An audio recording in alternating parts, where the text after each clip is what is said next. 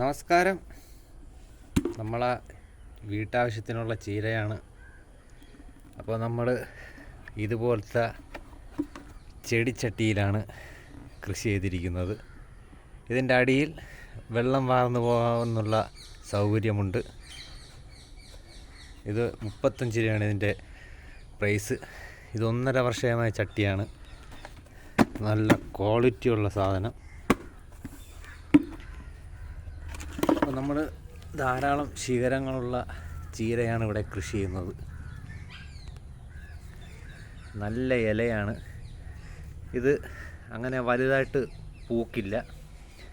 നമുക്ക് 6 മാസത്തോളം ഇത് അറുത്തറുത്ത് ഉപയോഗിക്കാം. ഇതുണ്ട ശിഖരങ്ങൾ. ദേ നല്ല സൂപ്പർ ടേസ്റ്റാണിത്.